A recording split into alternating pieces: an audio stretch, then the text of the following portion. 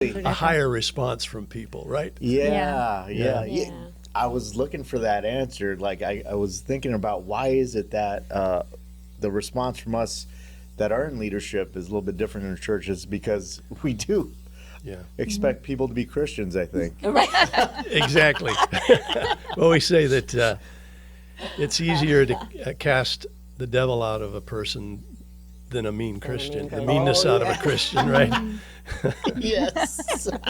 There's no hope for a mean Christian. Demonized person. Exactly. It's so much easier. No problem.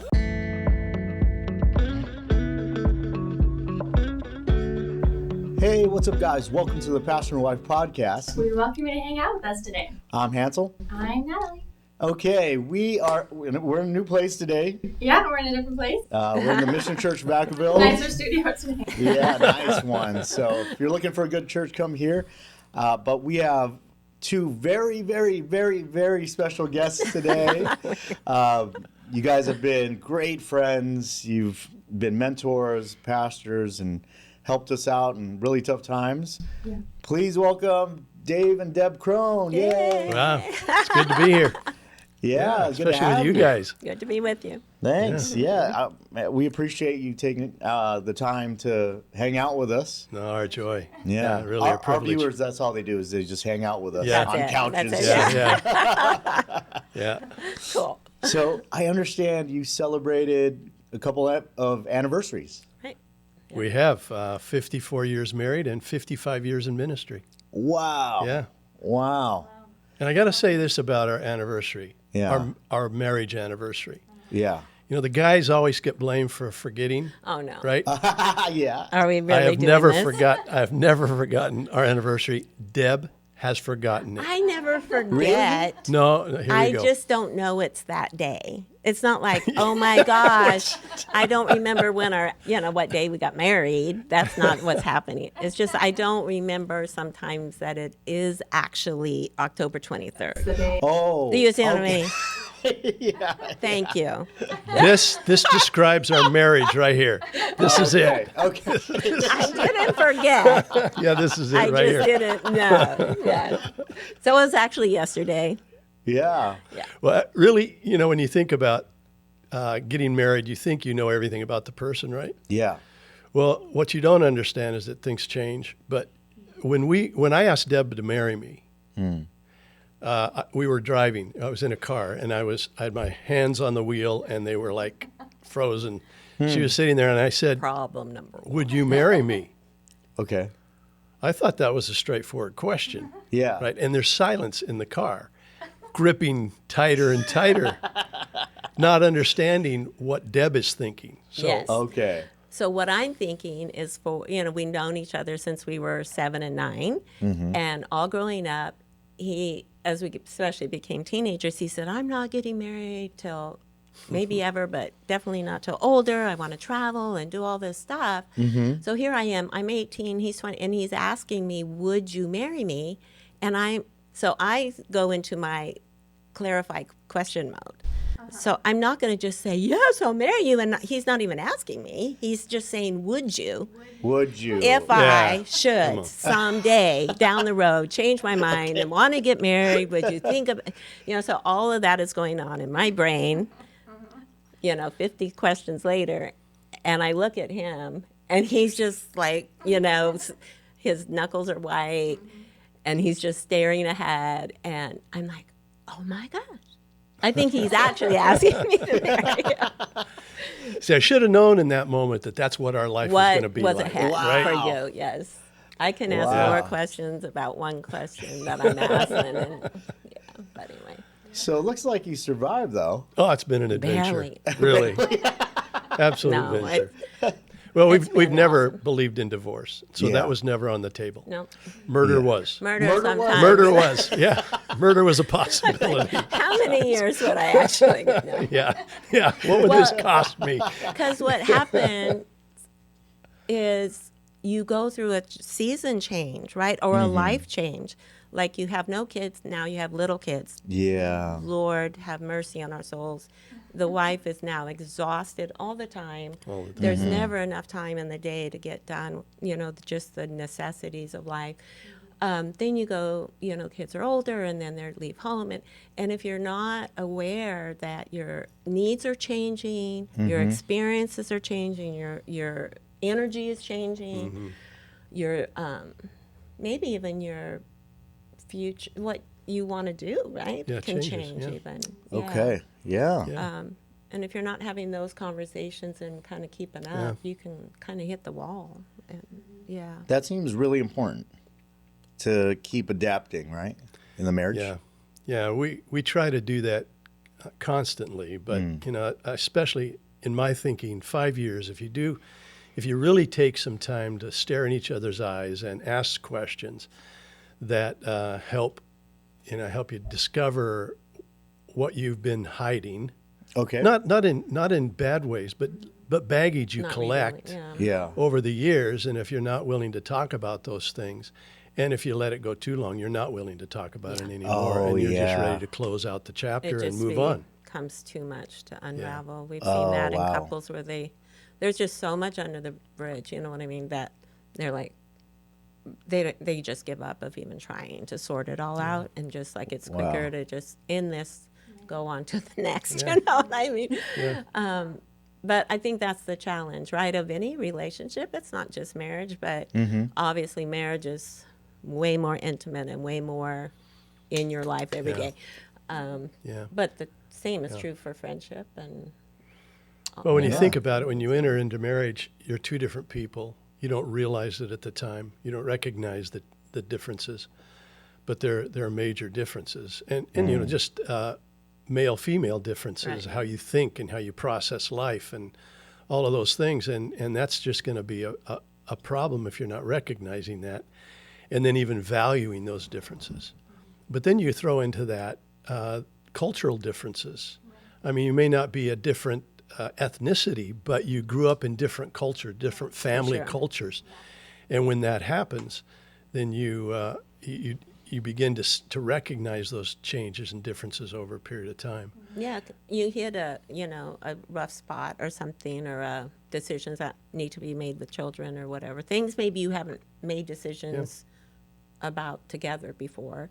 And that's when that comes out. You probably get married thinking, oh, we're so similar, we like the same things and all that. And hope that's true, because it's Yeah. wonderful to have common right Yeah, goals right. and Yes, you want things commonality you for have sure. find pleasure in and all that. But then you start making decisions you haven't had to make before. Yeah. And that's sometimes when why would you think that's the right decision? And it like Dave was saying, it could be from how you were raised or life experiences and stuff. So I think Yeah, and I think the key to survival is valuing the differences in each other. Oh, good. Yeah.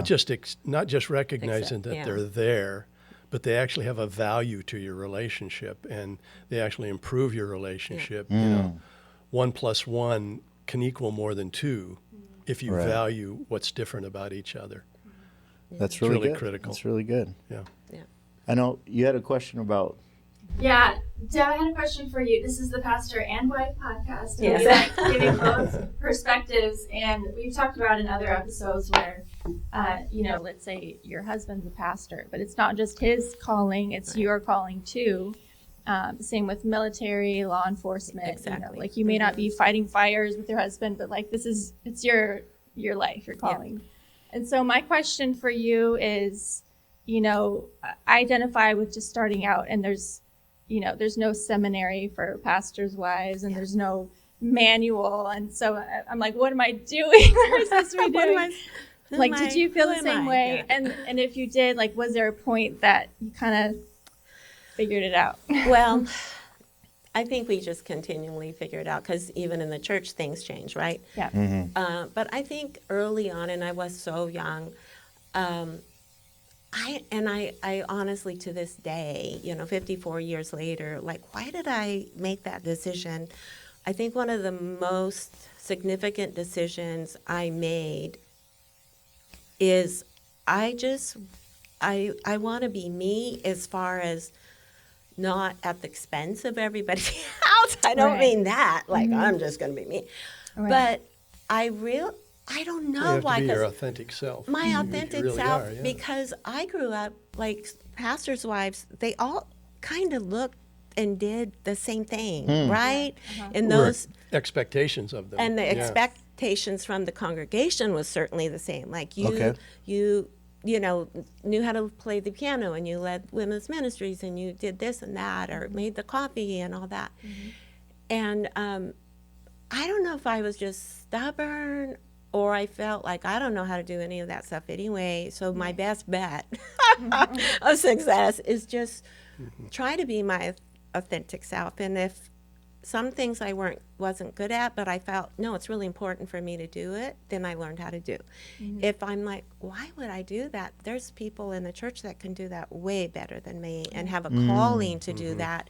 So if me stumbling through trying to do it just because I'm the pastor's wife, then they're not going to be fulfilled. The church isn't going to be as blessed.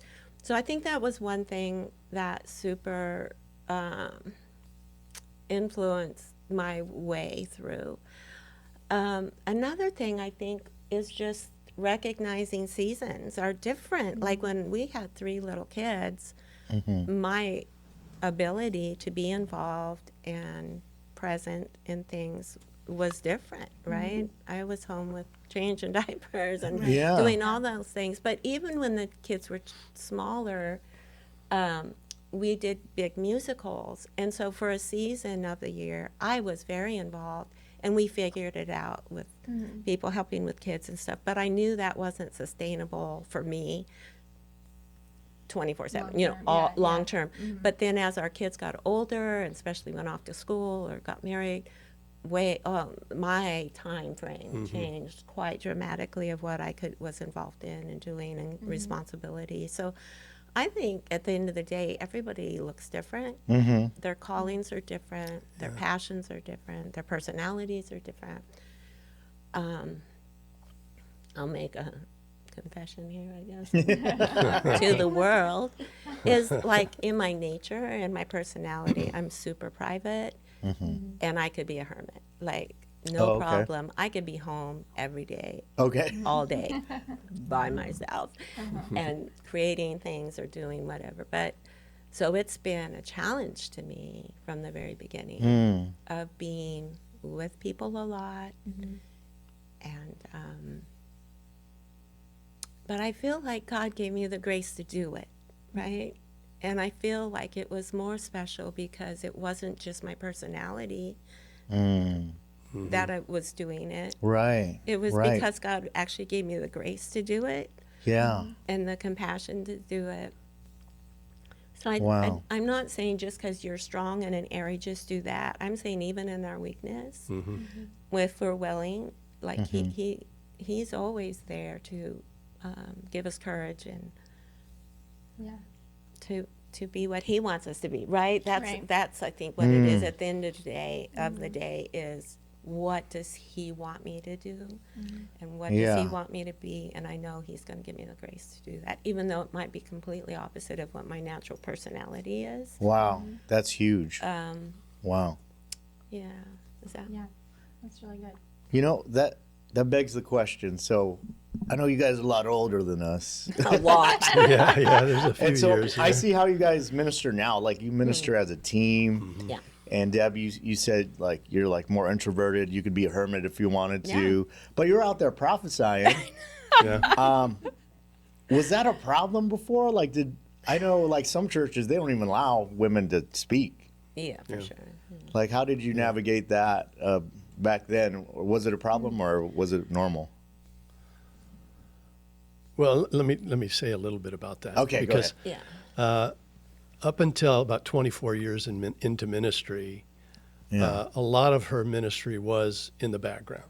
Oh, okay. Okay. Even when we did large musicals and all that, she would be the director I'm doing sets and in costumes sets, and but she's not out there directing, in the public, right? Ah. And so there was a lot of behind the scenes kind of things that she supported what was going on and helped with things, all of that. And I would say that and this might get us off onto another area, but It's okay. I would think that after 24 years of ministry, if she could have opted out, I think she might have. Because we were both a little bit tired of church. Oh, yeah. Yeah, we were a little tired of church, and so it took an encounter with God for both of us to be willing to go on. Yeah.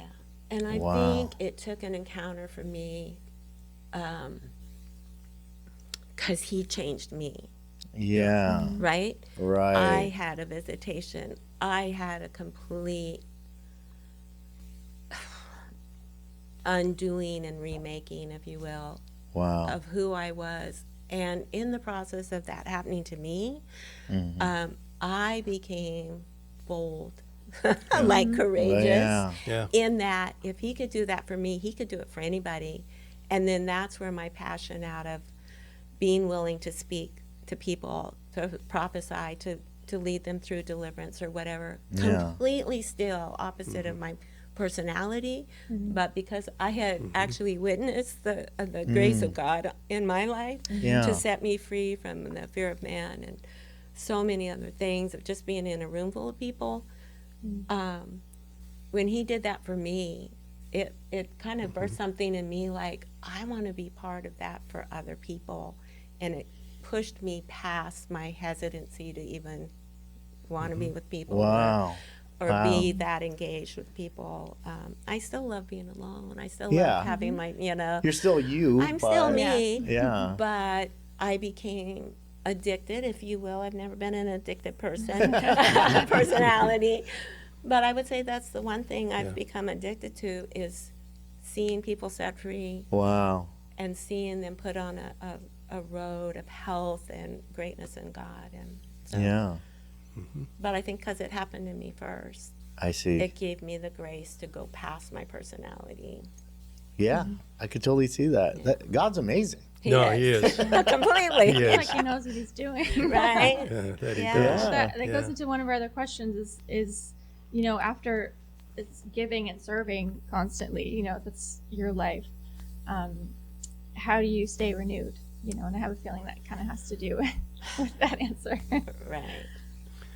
Well, I think everyone gets renewed in different ways. You know, for me, sometimes it's getting in my car, put the top down, Yeah. and drive up to the lake, and Oh, that's nice. you know, and just see nature and be in that, and drive as close as I can to the speed limit. I won't even make a comment. Yeah, but spiritually, you know, we have to stay hydrated. We have to stay. We have to continue to take a drink from the fountain of our relationship with God. Yeah. And really, intimacy is the only thing that solves that. Wow. And really having those moments with Him constantly. Yeah. And because you can get pretty sheep bit in ministry, you know. True. And you just, people are people everywhere. Yeah. And you can begin to believe that the church is the only place that there are mean people, right? You can begin to believe that if you're not I know, careful. we used to go to our favorite restaurant just because the people there were nice to us. Yeah, you they know were what I nicer mean? than in the Like, church. nicer. Not this church. It was another no, church. it was another church. We were early in ministry. We were like, let's just go have Mary's Pizza because they actually are They actually kind. like us. They actually like us. Yeah. Yeah. Yeah. Yeah. So you do have to figure that out. Yeah. And you have to find your places of renewal. You know, Psalms 23, He restores our soul. It tells me that there's a constant restoration that needs to be happening. Right. You know, it's in those places of refreshing, places where we discover the things that really mean something to us, and we take advantage of those. Yeah. And you just can't get bitter. Yeah. You have to. You Yes. have to unload those things. You know, is it James said, "Cast your care on Him because He cares for you." You know, Yeah. roll it off, and you have to do that constantly. Otherwise, you can become pretty bitter and Yeah. caustic yourself. Yeah. Yeah.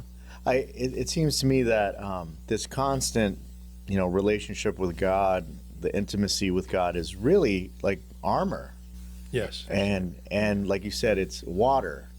like anyone who's been in sports or doing anything outside, if you're not hydrated, you can't do anything. You go down fast. Yeah. Go down fast, yeah. Wow, that's a great revelation. Yeah. Yeah. And so I think knowing what renews you in your soul, like Dave likes to go driving. That's my worst nightmare because I can have vertigo. So mine is I love to garden and I love to paint. I'm an artist. So those kind of days refresh me. Okay. But they're usually within the context of doing, like being in the middle of a painting or out just working in the garden. That he speaks to me. And sometimes it's just like, come on, you know what I mean? It'll be okay. Or people are people, and you can't wear your feelings on your sleeve as a leader, or you're just not gonna make it. Right, right. Or you become pretty miserable to be around. Right, right. Right? Yes. And it's not that you're faking it. Like we used to have somebody on staff years ago that if he was having a bad day, holy cow! Like guys if he knew. was in a meeting, You guys knew? Yeah, we knew it. And we're like, what are you doing? You're a leader. You have an opportunity here to minister to people, or just even the staff or whatever. What are you thinking? So it's not be fake. It's not pretend nothing's wrong. But there's a higher call, right? Yeah, that's it. Wow. That's it. And you really do have to ask the Lord often, how do you see these people? Yeah. How do you see what they're going through? Because we don't know what people are going through in their lives, where their lives are being, wrecked by stuff we don't even know about, or pressures being put on them, and they're reacting out of that pressure. And you really have to have a heavenly perspective on what people are going through. And I wish I could say that we did do that all the time, but we don't. We, don't do perfect. yeah, we do. You know, We do. we've been in ministry as Well, a it would be husband and like wife. 15 years because it Yeah. was 15. right. We got married. So And you are so correct. Like, we respect both of you on your ability to see people as God sees them, right? And we've learned from you how to do that, but it's really hard sometimes. Yeah, well, you take it personally, Yeah. because sometimes the attacks are personal. You say, well, this is not personal. No, it's very personal, right? It hurts just like with anybody, any other human being. Yeah. You have hurts, and it can affect you.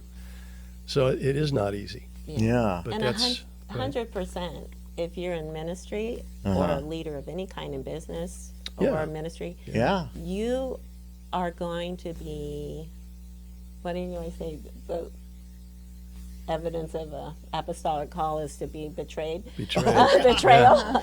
And being the training ground of an Training ground. apostolic calling is betrayal. betrayal, and Yeah. how you choose to live through that. And after that, have you closed your life down, or have you opened your life up?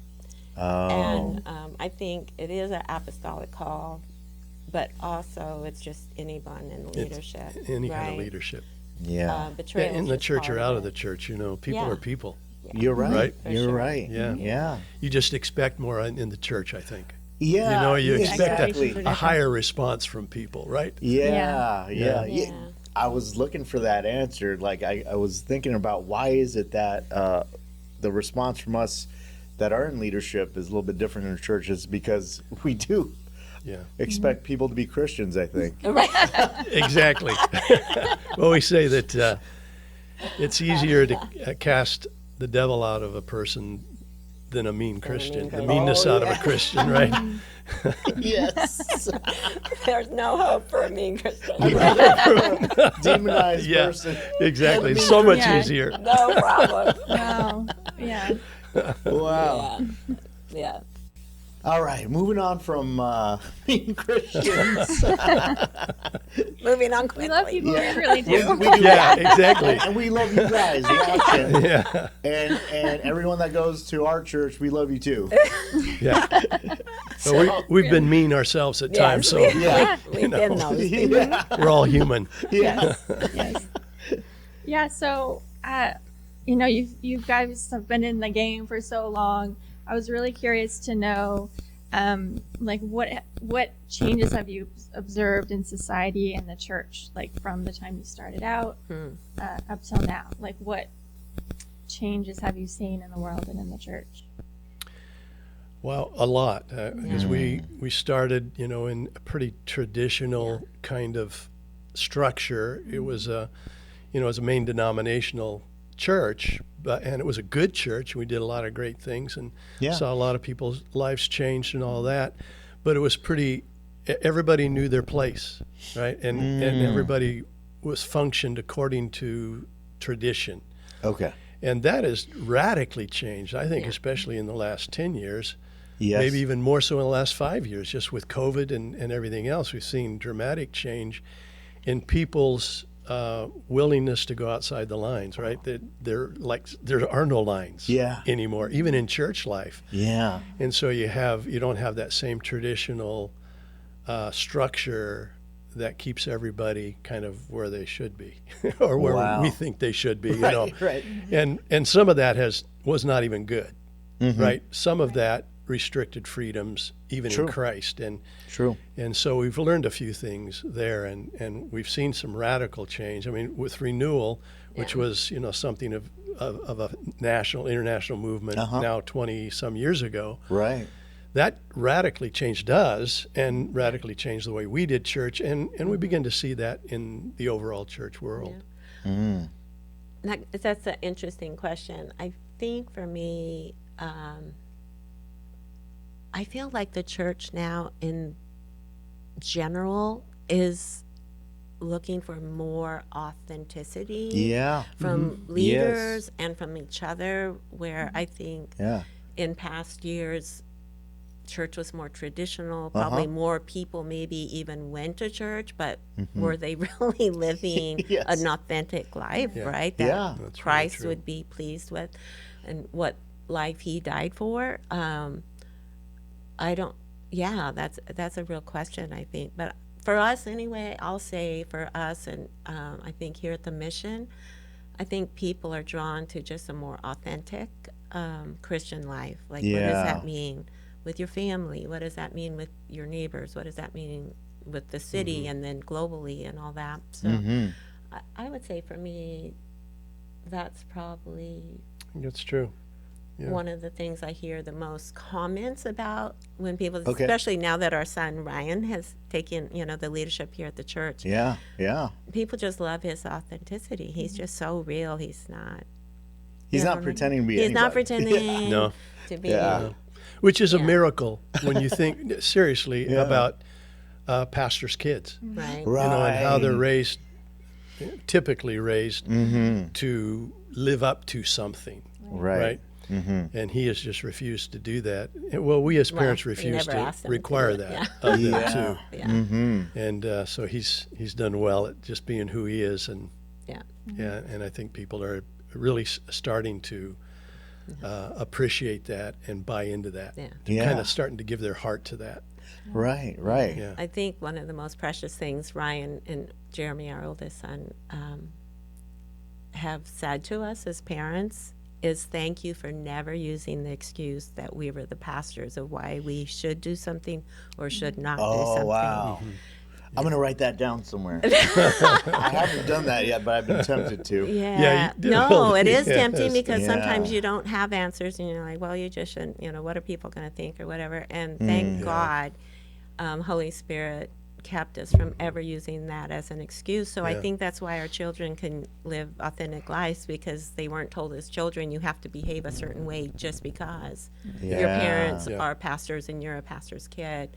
I think we're setting them up to live hidden lives when we do that. I see. So I think as a parent, that's probably just one of the most precious things we ever heard from our kids is thank you for not doing that. Growing up in the church, it's funny because that's the joke, right? Like, who's the worst kids in the church? Oh, right? It's the PKs and the missionary kids, right? Yeah. But you guys have done a great job. Well, I think so. Ryan's my friend. we are so proud of him. Yeah. And our son Jared. Yeah. Yeah, I wish we could take credit for all of Yeah. that. I'm afraid we can't. Sometimes Jesus does it, right? Well, yes, 100%. absolutely. Yeah. Absolutely. No, yeah. Where do you guys think, even beyond what we just talked about, because we hang out a lot with Gen Z, and that they're all about authenticity. For Right. sure. So, if the church is getting more authentic, is it going to look different? Like, is worship going to be different? Is the service going to be different? What do you guys think? Well, I think every generation puts its mark on all of that. And so if authenticity is what they're really looking for, and if they are in leadership and can influence that, Yeah. then there'll be some differences. There'll be some changes. I'm not exactly sure what that'll look Yeah. like. Yeah. I think the preaching may change in terms of its style. But even there, preaching's preaching, right? Yes. Like, Yes. and you have different styles already anyway in play. Yeah. So I don't know. I think it will make some differences. I just don't know exactly what those will be. We've seen a lot already, and what the next one looks like. Like I say, I'm not a prophet. Oh, right. So I don't know. That's why I'm going to ask Deb. Ask Deb. Well, all I know about that is I honestly don't know. I'm excited to Yeah. see what it's Very going to much so. look like. Yeah. And I Yeah. think one of the most wonderful books we ever read was that really settled something in our heart was probably 25 years ago. We read Randy Clark's, was it 1,000 Years of Charismatic Christianity or something like that. 2,000 years. Charismatic. Yeah, probably. Wow. And then, but the theme through that whole book is every move of God that has happened over, 2,000 years. Yeah. And, kind of describe them and what was happening. A very consistent part of that was the move of God before it was resisting it. Oh. Right. The current Whoa. move is resisted by the past By move. the- By yeah. those that went through the past move. And I Whoa. think for Dave and I, when we read that book and really thought about it and made it part of our DNA, if you will, like one thing we have told each other all along these, past 25 years since then is like, dear God, please don't let us resist the next move of God, because you can do that as a human because you were in something that was so exciting and so new and so different. And so when the next move happens, you become critical, right? Well, that's not how we did it, or that's not what ours looked right. like, or That whatever. does happen. Yeah. Yeah, and then you become a resistor.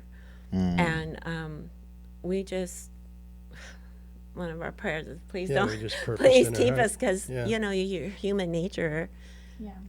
is to resist what changes, right? Yeah. And especially what was precious to you. Yeah. I remember, like, let me just give you an example. Sure. One of the amazing things we did during renewals time and when we built the building is the artwork that was done in the building. And we actually had an artist come and paint these beautiful murals Yeah. in the prayer Yeah. house and stuff. Well, when the season changed in that room, the prayer house shifted to somewhere else, and that room became a bookstore. Yeah. And the person running the bookstore wanted to paint the walls. Yeah. You know, You're like, ah! Yeah. and then they were like masterpieces, Yeah. and done in oils and like beautiful. And for a moment, like my heart just ached, like how, oh my gosh. And so I said, okay, we're gonna paint over this, but it's gonna only happen one way, and that's if I paint over it. Oh, right. You. Oh, I wow. did. So Wow. I took the bucket of primer and went in there myself, and there was some tears, but I just knew going into the next season, I had to do it with a pure heart, and I can't Yeah. be living in the past season or even being bitter about something that I felt was so precious. That's good. And yeah, beautiful. That's good. Yeah. Yeah. So that's how I handled that. Is Wow. that okay? Well, yes, we need to do this. It's our new season, new leader, different leadership.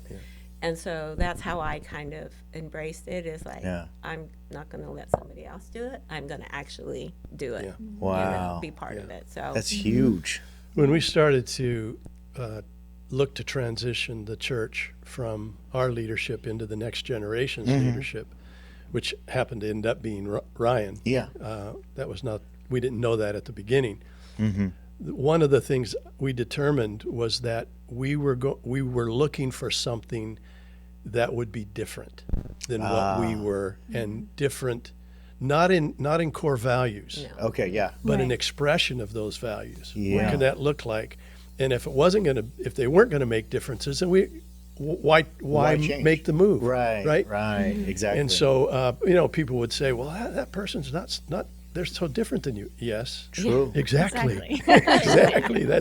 That's why we're making this move. And so we've stayed true to that. Yeah. And Ryan has made changes. And some of those I'm going, Ryan, Whoa. what are you Little doing? What are you doing here? Good luck with That's that. not going to work. It's usually the ones I say that's not going to work are the ones that have worked. Wow. Right? Okay. So you just, and I've not said it out loud. Right. I've just said it internally, mostly. Yeah. The most valuable That's so good. thing about Ryan, though, is that he carries the DNA He does. of Yeah. passion for the Lord Yeah. and His presence, and for a move of God. So Yeah. if that, then it can look like whatever, but Right. the DNA is there because he Yeah. was actually part of the move we were in. He was very significantly a part as a young person in that. So it's his heart's there, Yeah. but how it's expressed It's going to be different. is, and Yeah, it should we be, want it to right? be Yeah. Yeah.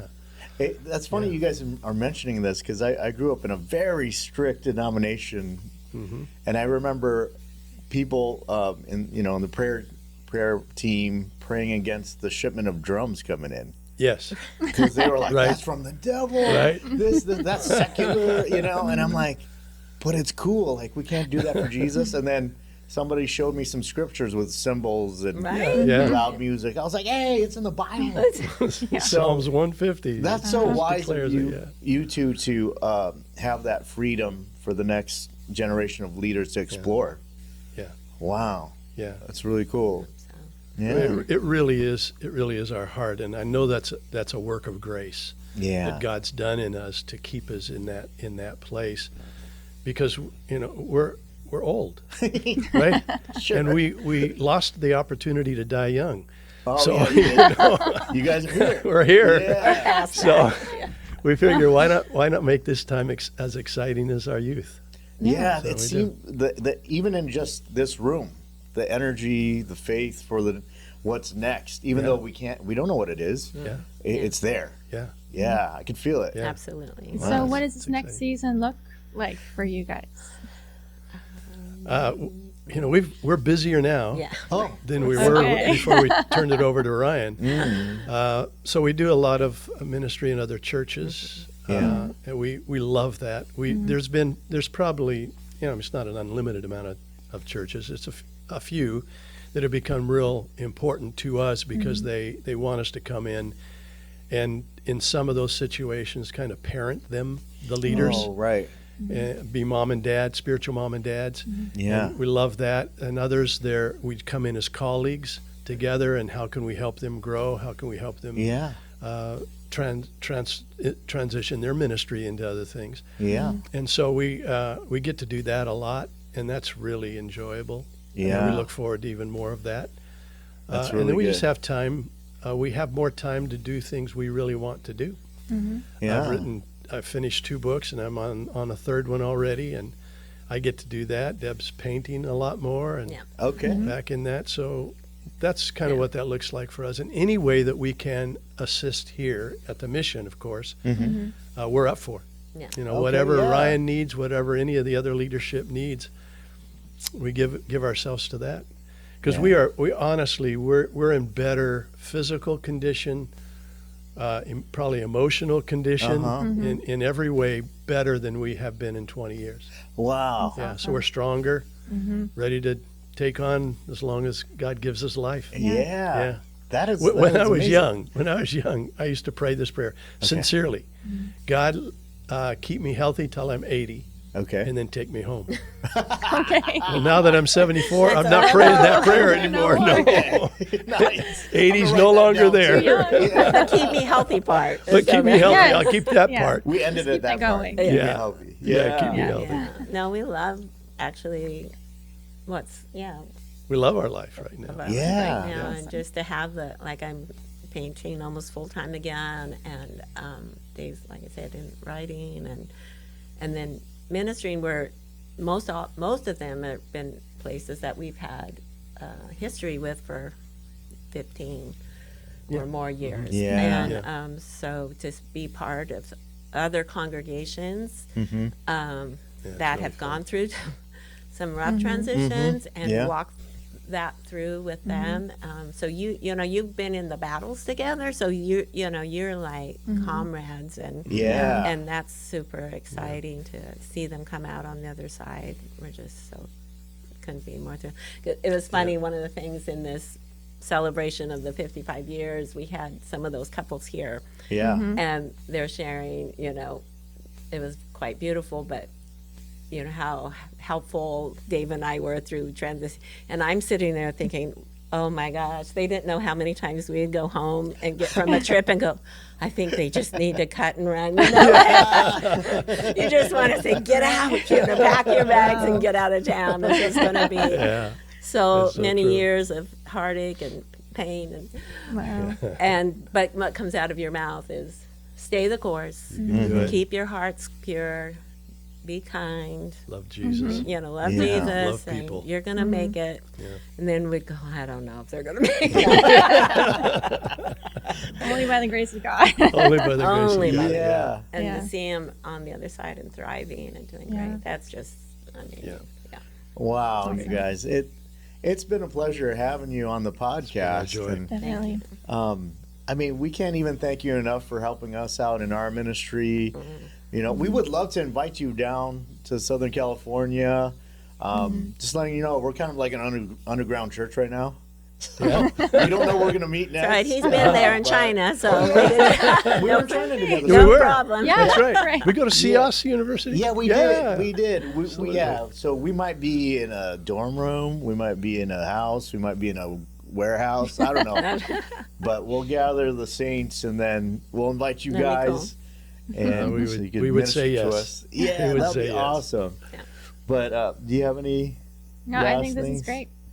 Wow. Yeah. Awesome. Thank you so much. Yeah, Yeah. thank you. you for taking the time. Yeah. Appreciate it. So we'll invite them back on the podcast too. How's that? Yeah.